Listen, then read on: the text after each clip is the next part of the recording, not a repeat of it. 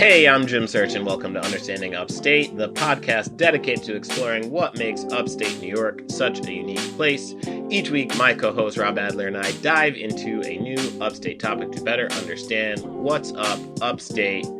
And this week, we are paying a visit to the creator of The Wizard of Oz, L. Frank Baum. Or as I always like to call him, Frank L. Baum. I can never remember the syntax on his name, but maybe after today. After today. We'll see. We're gonna see what happens here, Indeed. folks. Indeed. As the euphemism goes, a complicated legacy. Sure. Which I don't think most people know about. This was new information when I started digging into L. Frank's history. Well, what I can say is that, like, new but not surprising. No, we look at very pointed in not saying that word for sure. It's like, yeah, okay.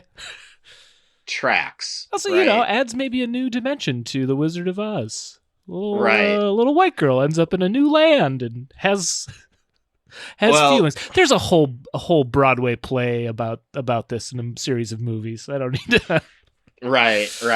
Well, like, it's also like the as we look at the life outside of the Wizard of Oz, of just like his thoughts and feelings on the rights to vote and the women's suffrage movement, which as soon as people see that, they go, oh, he must be great. And it's like, nah, not really. Like, Susan B. Anthony was a racist. So, like, what exactly are we talking about here? Yep. Anyway. Well, I mean, we will be talking about it. We'll get there. Yeah. In short order. We're gonna talk quite a bit about L. Frankie Pooh's thoughts on life. What I would like to talk more about, though, first is the thoughts of the listeners who like this show, Jim.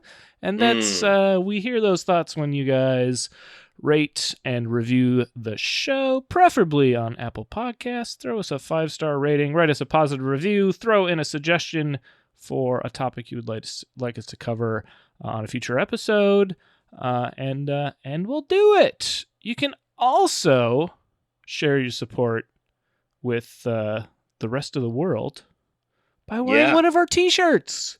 You can go grab those at understandingupstate.printful.me. That is a mouthful, so there's a link right in the description. Don't worry about it. You just click that, grab yourself one of our lovely t-shirts, and you're going to look great. It's a guarantee. That is a guarantee. You're going to love it. You're going to be the talk of the town, and everyone's just going to be insanely jealous of you. It's true. Like, to be honest with you. Yeah. So go get them, go get all of them. Yeah, there's many variants and colorways. We did an okay job rolling out that merch. I would say you did a great job, quite frankly. Yeah. Now's not the time to sell ourselves short. That's true. Maybe I was being facetious. I don't know. Well, shall we jump into Mr. Baum's Lyman Frank Baum's? I didn't know that was what the L stood for. I would maybe shorten that to L as well if it was Lyman. Sure. Should we talk more about him? Sure. Let's get into it.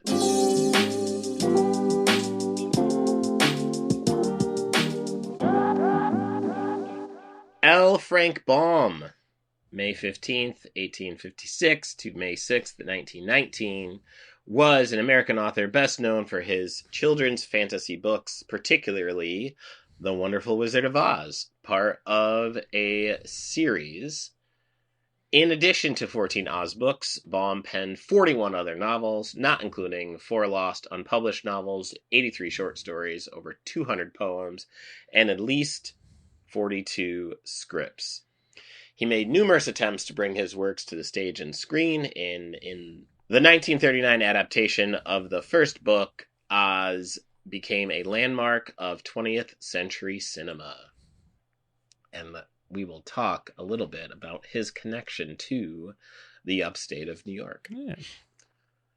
Baum was born in Chittenango, New York in 1856 into a devout Methodist family. He had German, Scots-Irish, and English ancestry. This will come into play later. He was the seventh of 9 children of Cynthia Ann née Stanton and Benjamin Ward Baum, only 5 of whom survived into adulthood. This was the time where, kids were they were popping kids out, and you needed to do a litter of kids. Sure. Because, needed an insurance policy. Yeah, you really had to hedge your bets with children as far as who's gonna survive or not. So, Lyman was the name of his father's brother, Lyman Spalding Baum, but he always disliked it and preferred his middle name, Frank. His family succeeded in many businesses, including barrel making, oil drilling in Pennsylvania, and real estate. Baum grew up on his parents' expansive estate called Roselawn, which he fondly recalled as a sort of paradise. Roselawn was located in Mattydale, New York. Baum was a sickly, dreamy child, tutored at home with his siblings. From the age of 12, he spent 2 years at Peekskill Military Academy, but after being severely disciplined for daydreaming, he had a possibly psychogenic heart attack and was allowed to return home. What is a psychogenic heart attack? Is that just like a panic attack? Psychogenic? It sounds like it. It also sounds like it's something that happens when people create a lot of bullshit for you. Oh, it's evidently the same thing as broken heart syndrome, which is a real thing. Intense emotional or physical stress causes temporary reversible heart muscle weakness. Ugh. Huh. Okay. Well, he said, I may die, and so they were like, all right, you can leave. Baum started writing early in life, possibly prompted by his father buying him a cheap printing press. I was going to say, a cheap typewriter? No. Printing press. Just the whole kit and caboodle. Get out there and start manufacturing books. Crank those fuckers out, dog. That's crazy. Talk your shit, Frank. Okay. He had always been close to his younger brother, Harry Clay Baum, who helped in the production of the Roselawn Home Journal. The brothers published several issues of the journal, including advertisements for local businesses, which they gave to family and friends for free. By the age of 17, Baum established a second amateur journal called The Stamp Collector, printed an 11-page pamphlet called Baum's Complete Stamp Dealer's Directory, co-written by Henry Clay Baum and William Norris, and started a stamp dealership with friends. Right. Quite an enterprising young man. That's a hustle right there. He is out there moving. At 20, Baum took on the national craze of breeding poultry. Makes sense, right? Yeah. Because, this is whatever, the age of America where it was like, oh, pet rocks. Oh, let's not get vaccinated. Oh, let's be fucking weird. Jim, did you just see... I literally was just scrolling Instagram moments before and saw an article about the pet rock guy.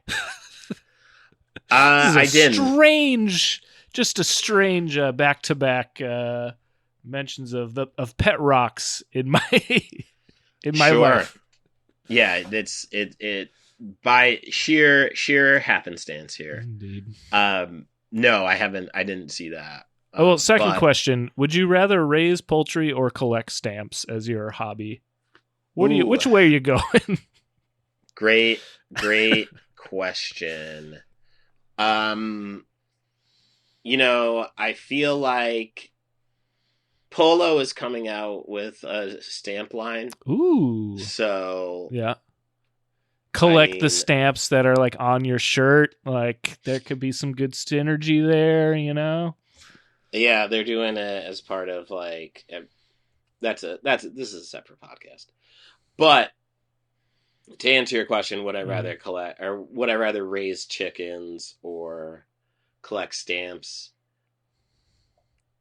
I think, well, you know what? Chickens are going to be more profitable. Oh, sure. Right? Like, you're going to be able, well, there's some rare stamps out there, though. If it's, I don't know how profitable it is now. I guess, here's what, and so to that point, right, of just like, yes, there are rare stamps out there. However, finding people to actually buy them and getting into that market is going to be, it's not as easy as, it's not very liquid. Sure. The rare stamp world, right? Mm-hmm. But you got chickens cranking out eggs on a regular basis. You box those motherfuckers up. People want to buy it. We had an egg shortage. I was going to say, we're only a day away from a chicken, or an egg shortage, rather. Right. Yeah. So, you know what I'm saying? I gotta go. I'm going eggs. I'm going stamps. Stamps. I like a thing. I'm in antique shops all the time anyway. Maybe not all the time, not as much as I used to, but Right. I could get down with stamps. Less work too. Chickens that's a daily thing. Stamps. I'm looking at stamps when I want to. You know what I mean? Sure. Well, there we go. And hey, listen, I ain't here to yuck anybody's. No, for sure. You want to fuck with stamps? Get 1,000 of them. Get a million. Maybe collect exclusively stamps with chickens on them, and then you're coming out ahead. You created it. You've got it there. Or chickens that lay stamps. Yeah. It's up to you. There you go. Well, he specialized in raising the Hamburg chicken. In March of 1880, he established a monthly trade journal, the Poultry Record, and in 1886, when Baum was 30 years old, his first book was published, The Book of the Hamburgs, a brief treatise upon mating, rearing, and management of the different varieties of Hamburgs. Okay. Oh, he went all the way in with this. He said, "You know what? It's a fad for you, but it is a lifestyle for me."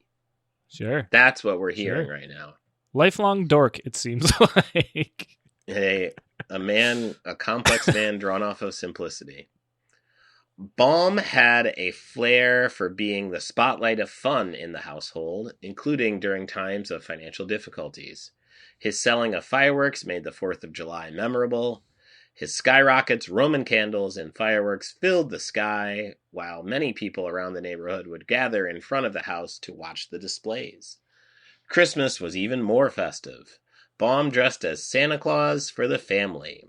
His father would place the Christmas tree behind a curtain in front of the parlor so that Baum could talk to everyone while he decorated the tree without people managing to see him.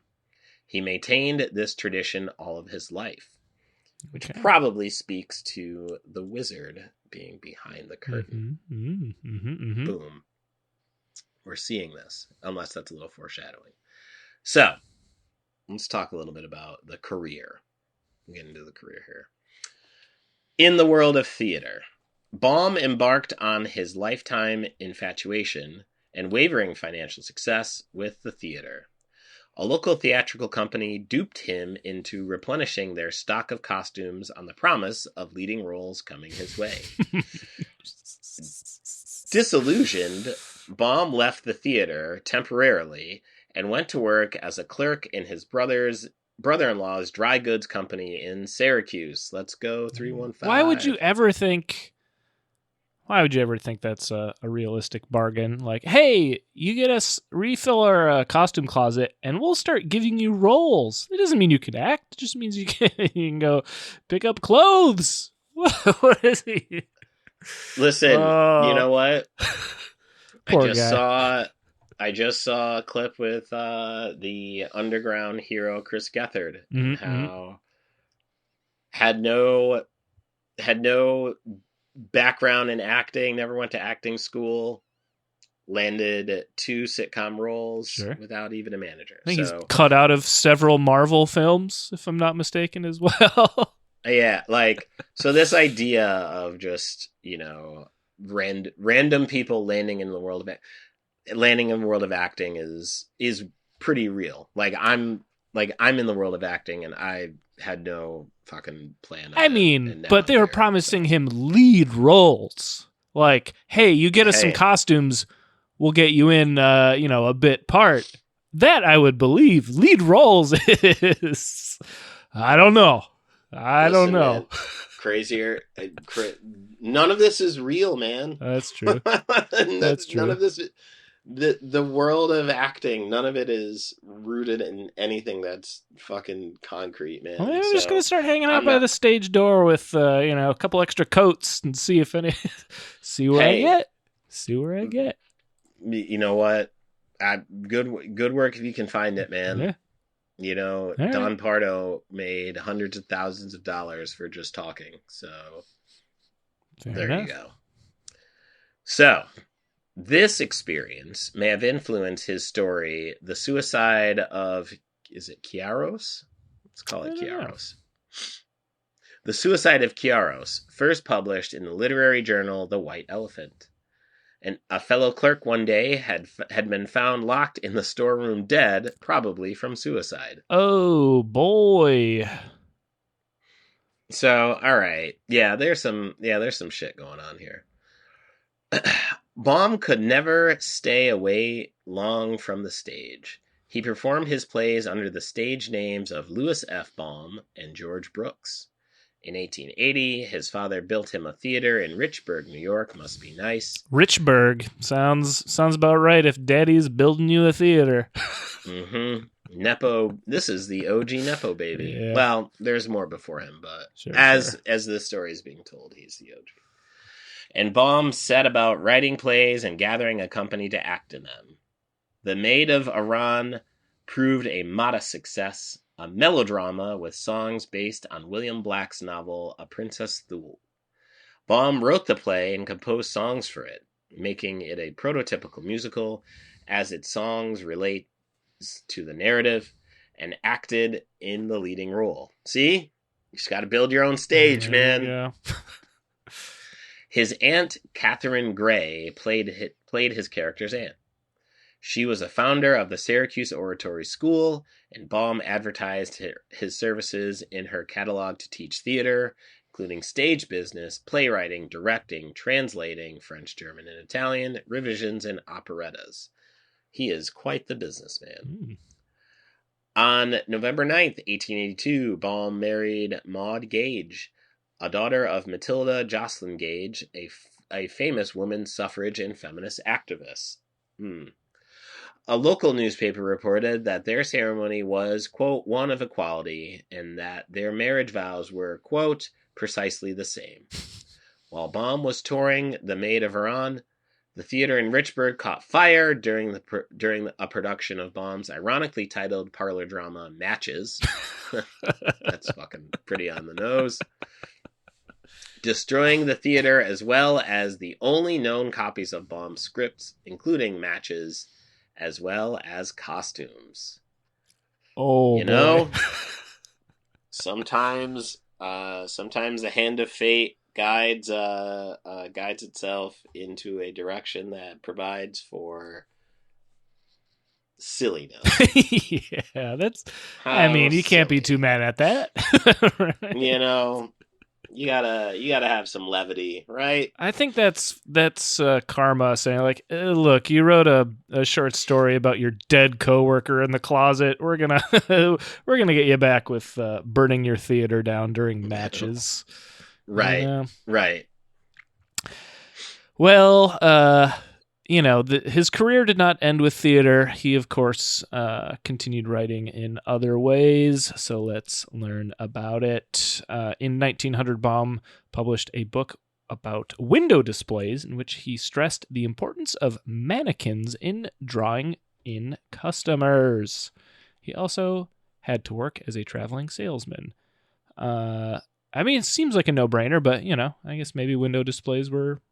I feel like we had window displays well before 1900, but what do I know? Maybe mannequins are new.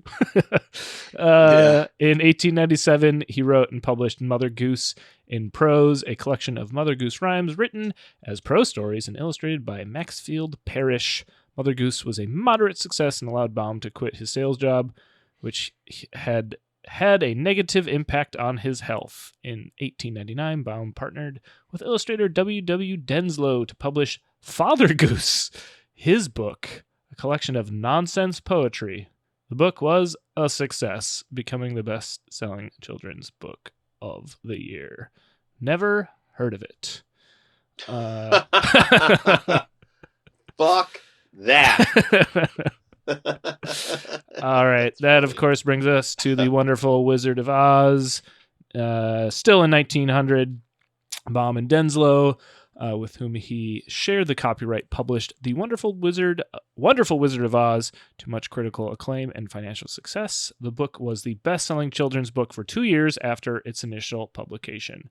Baum went to write 13 more novels based on the places and people of the Land of Oz, which I read some of those as a kid. Like the TikTok of Oz and whatnot. I always forget there are 14 of them, though. I always think it's just a handful. So, next up we've got The Wizard of Oz, Fred R. Hamlin's musical extravaganza. This is 2 years after The Wizard of Oz publication, the book. Baum and Denslow teamed up with composer Paul Tietjens and director Julian Mitchell to produce a musical stage version of the book under Fred R. Hamlin. Baum and Tietjens worked on a musical of The Wonderful Wizard of Oz in 1901 and based closely upon the book, but it was rejected. The stage version opened in Chicago in 1902, the first to use the shortened title The Wizard of Oz, then ran on Broadway for 293 stage nights from January 1st to October 1903. It returned to Broadway in 1904, where it played from March to May and again from November to December. It successfully toured the U.S. with much of the same cast as was done in those days until 1911, and then became available for amateur use. The stage version starred Anna Laughlin as Dorothy Gale, alongside David C. Montgomery and Fred Stone as the Tin Woodman and the Scarecrow, respectively, which shot the pair to instant fame. Stage version differed quite a bit from the book, and it was aimed primarily at adults. Toto was replaced with Imogen the cow, and Trixie Trifle, a waitress, and Pastoria, a streetcar operator, were added as fellow cyclone victims. Oh, that is very different. Interesting. The Wicked Witch of the West was eliminated entirely from the script, and the plot became about how the four friends were allied. The four friends were allied with the usurping wizard and were hunted as traitors to Pastoria II, the rightful king of Oz. It is unclear how much control or influence Baum had on the script. It appears that many of the changes were written by Baum against his wishes due to contractual requirements with Hamlin. Jokes in the script, written mostly by Glenn McDonough, called for explicit references to President Theodore Roosevelt, Senator Mark Hanna, Reverend Andrew Danker, and oil tycoon John D. Rockefeller. Although use of the script was rather free-form, the line about Hanna was ordered dropped as soon as Hamlin got word of his death in 1904.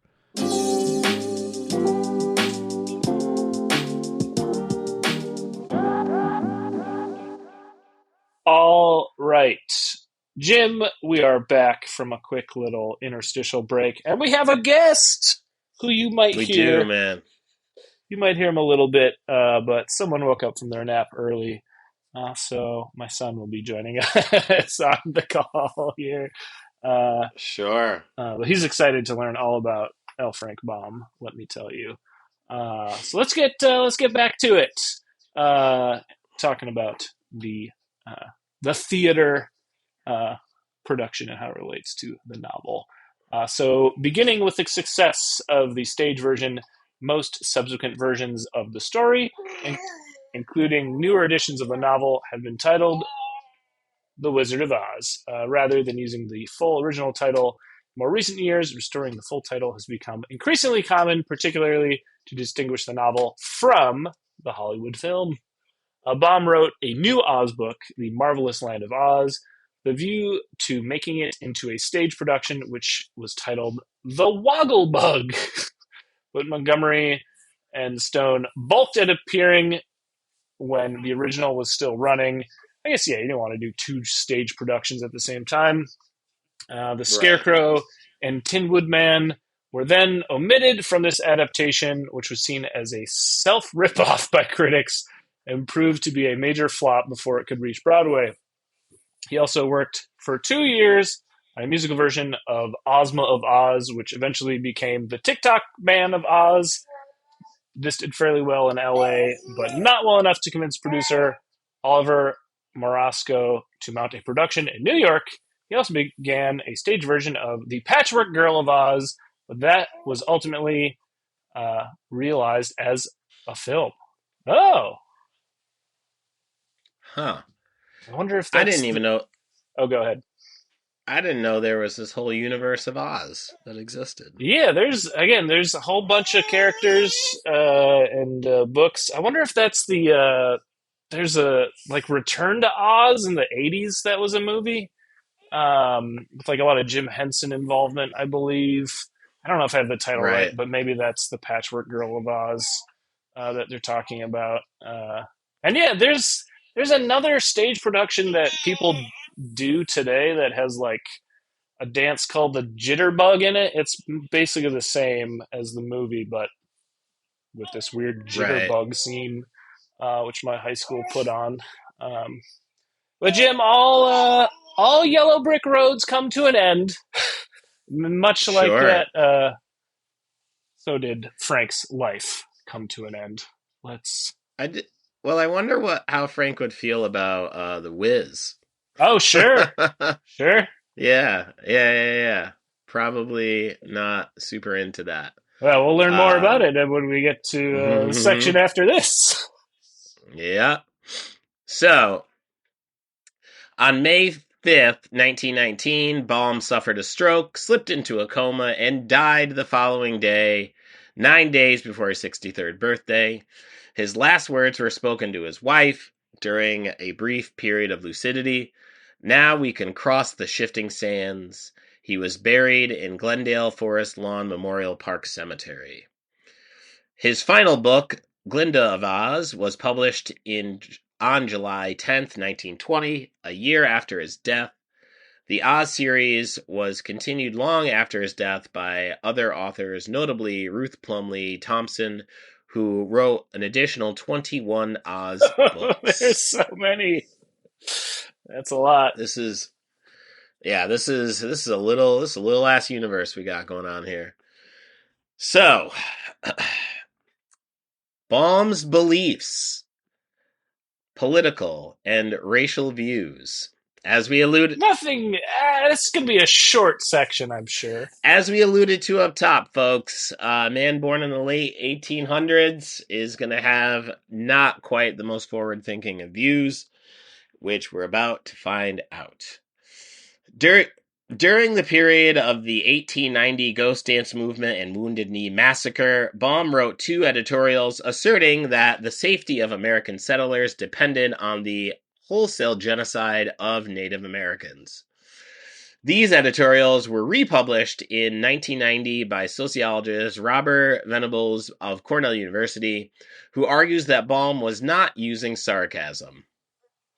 What? Yeah. Yeah, no shit. Yeah. No shit, dog.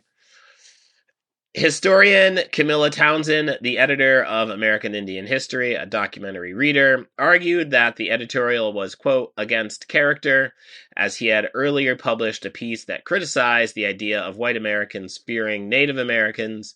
Townsend stated that she failed to find evidence that Baum was using sarcasm. Well, I know what. I mean, again, this is a separate time. I should do a Patreon for this shit. Anyway, the first piece was published on December 20th, 1890, 5 days after the killing of the Lakota Sioux Holy Man Sitting Bull.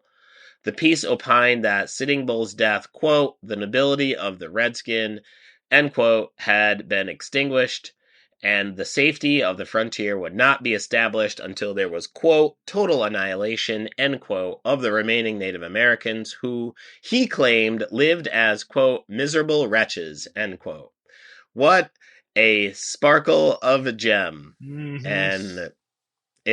And that's why you come here to this podcast, right? So that we pull back the curtain, no pun intended, there you go. of the man behind Oz. Baum said that their extermination should not be regretted, and their elimination would, quote, do justice to the manly characteristics of their ancestors. My God. There's no lines to read between with any of this. It's all pretty straightforward in man. his belief. So, the Wounded Knee Massacre occurred 9 days later. The second editorial was published January 3rd, 1891. Baum alleged that General Nelson A. Miles' weak rule on Native Americans had caused American soldiers to suffer a, quote, terrible loss of blood, end quote, in a battle which had been a disgrace to the Department of War. He found that the disaster could have been easily prevented with proper preparation. Baum reiterated that he believed, due to the history of mistreatment of Native Americans, that the extermination of the, quote, untamed and untamable tribes was necessary to protect American settlers. Baum ended the editorial with the following anecdote. An Eastern contemporary with a grain of wisdom in its wit says that when the whites win a fight, it is a victory. When the Indians win it, it is a massacre. Indeed. In 2006, 2 descendants of Baum apologized to the Sioux Nation for any hurt that their ancestors have caused. Reparation. The short story, The Enchanted Buffalo, claims to be a legend about a tribe of bison, and it states that a key element of it made it into the legends of the Native American tribes. Baum mentions his character's distaste for a Hopi snake dance in Aunt Jane's Nieces and Uncle John, but he also deplores the horrible situation which exists on Native American reservations. Aunt Jane's Nieces on the ranch features a hardworking Mexican in order to disprove Anglo-American stereotypes which portray Mexicans as lazy. Baum's mother-in-law and woman suffragist leader, Matilda Jocelyn Gage, strongly influenced his views. Gage was initiated into the Wolf Clan and admitted into the Iroquois Council of Matrons in recognition for her outspoken respect and sympathy for the Native American people. Wow. What a turn. What a turn here, folks. A family divided. The time Baum was publishing this shit, he lived in South Dakota too. So he, like, Wounded Knee Massacre happened in South Dakota. But like, he was very far away from all of that. He was like closer to the border with Minnesota, and a lot of that, like a lot of those events were happening the southwestern corner of the state. So he, like, you know, he was closer than most people were to it, but like, it's not close in reality. Who would have thought something that had no direct impact on him, he would be so vehemently opposed to it? Indeed. Who knew? Well, women's suffrage advocate. We're going to talk a little bit about his views, which, folks, again, temper this with a grain of salt. When Baum lived in Aberdeen, South Dakota, where he was secretary of its Equal Suffrage Club, much of the politics in the Republican Aberdeen Saturday Pioneer dealt with trying to convince the populace to vote for women's suffrage. Susan B. Anthony visited Aberdeen and stayed with the Baums. Nancy Tystad-Copel notes an apparent loss of interest in editorializing after Aberdeen failed to pass the bill for women's enfranchisement. Sally Roche Wagner of the Matilda Jocelyn Gage Foundation published The Wonderful Mother of Oz. describing how Matilda Gage's feminist politics were sympathetically channeled by Baum into Oz's books. Some of Baum's contacts with suffragists of his day seem to have inspired much of the marvelous Land of Oz. In this story, General Ginger leads the girls and women of Oz in a revolt. Armed with knitting needles, they succeed and make the men do the household chores. Ooh. Yeah, that's like Tale of Two Cities. You got a woman character who I feel like she uses her knitting needles to murder people, Sure. murder French aristocrats. Hey, listen. Somebody got to die. Yeah. Ginger proves to be an incompetent ruler, but Princess Ozma, who advocates gender equality, is ultimately placed on the throne. Charlotte Perkins Gilman's 1915 classic of feminist science fiction, Herland, bears strong similarities to the Emerald City of Oz. The link between Baum and Gilman is considered to be Gage. Baum's stories outside of Oz also contain feminist and egalitarian themes. His Edith Van Dyne stories depicts girls and young women engaging in traditionally masculine activities, including Aunt Jane's Nieces and The Flying Girl and its sequel. The Bluebird books feature a girl sleuth. So, again, so complicated, right? Just juggling all of this, these two distinct worlds he lived in. My goodness. Now, what did he think of Native American girls and women? What do you do? Yeah. What do you do? Well, I know how he feels, but anyway, that is about that. So, folks, as you could imagine, the prolific work of Mr. Baum here has endured generations, so much so that if you go into upstate New York, you can experience the Oz-stravaganza, which is a cosplay fair, I'm guessing, of all things Wizard of Oz. And we'll tell you a little bit about the background of that. In 1978, librarian Clara Hoke set out on a mission to acknowledge the history of the village of Chittenango as the birthplace of the author L. Frank Baum. Baum would go on to write the American fairy tale, The Wonderful Wizard of Oz, as we spoke about, to the delight of children around the world. Clara organized the very first celebration. Local children dressed up as Oz characters and paraded around the library parking lot on May 15th. Then they went inside, had a birthday cake, and sang happy birthday to L. Frank Baum. They probably didn't know all about his thoughts on Native Americans. Oh, sure. Probably not. Probably not. And if they did, then there's definitely going to be some apologist work or some minimizing, without a doubt. So, a lot has changed since then, has it? The festival became a multi-day event. Changed names from Ozfest to Oz-stravaganza, and saw crowds increase from a few hundred for the parade to several thousand for the festival.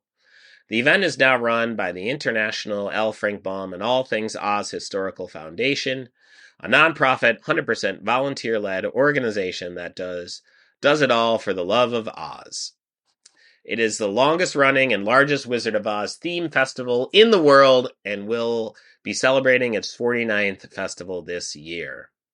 Well, folks, that's going to do it for the breakdown of L. Frank Baum and the Oz-stravaganza. I hope you learned a lot.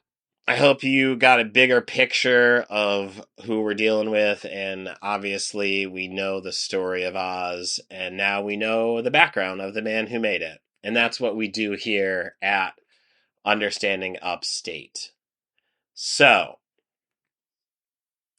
with all that being said, there's some things that we need you to do, which is subscribe and rate review the show, and share it with a friend, and put a 5-star review on Apple Podcasts. Let people know your favorite upstate location. and your favorite author who's not problematic from upstate New York, and we'll be happy to break that down. Is this our first author that we've talked about? I feel like No, this is not the first, but what I'm asking for is the non-problematic author. well, Let's I'm just saying. I don't even know if we had talked about any other authors problematic or not. Okay, that this is the first. Okay, I see what you're saying. But we've got Arch Merrill. We've got Arch Merrill and L. Frank Baum. So let's skew it towards the yeah. Let's get some more in there. Yeah. Bring them on. There's plenty of folks who have written in upstate New York. So if you know them, send them our way. We'll be happy. To discuss them. Jim, I'd be happy to discuss anything you have to recommend to our listeners. Sure. Well, listen, folks. Let's say you head out to a festival and it's all about the Wizard of Oz. Your parents dragged you there. You're like, I'm not the biggest fan of the Wizard of Oz, but my dad is like a Tin Man freak. We talk about it in the family. It gets weird, but we let him live. But I had to go, and I didn't have a lot of fun. I know that I'm supposed to, and I know there's no place like home, whatever. But I need some more upstate business. Well, you're in luck, because there's an album, Upstate Understandings. It is available on all digital streaming platforms and also available in the physical. Got some CDs left, some tapes. Sold a CD last night. Ooh. All right. Pretty dope. So go out and buy it. If you want to support the album, jimsearch.bandcamp.com. Again, it's a total tour de force. I gave you the jokes. Rob did the edits. My buddy Matt did the filming, and Adam did the cover. So just run it all the way up to the heavens. JimSearchComedy.com is a good place to get a hold of me as far as dates and things like that. I'm doing a lot more comedy coming up in the summer, so come out and laugh at jokes and shit like that. So that's what I've got. Rob, what can they expect now? Talk to us. Let's just say Daddy bought you a printing press and your stamp pamphlet selling like gangbusters, and you got a little extra scratch to go around. So you buy my album called New York Sticky, available at brooklynfrequency.bandcamp.com, and who knows, maybe it inspires you to write a best-selling chicken pamphlet next. But anyway, Jim, that just leaves us with a couple things to get us out of here. First of those is a hint for next week's episode. What do you got? Oh man, you got a slice of upstate coming your way, man. A true slice. It's gonna be great. I love it. Well, that just leaves us with a little silly up pun to get us out of the episode. Jim, are you ready? I hope so, man. I hope so. Well, let's follow the yellow brick road to the end, because we are at the end of the episode.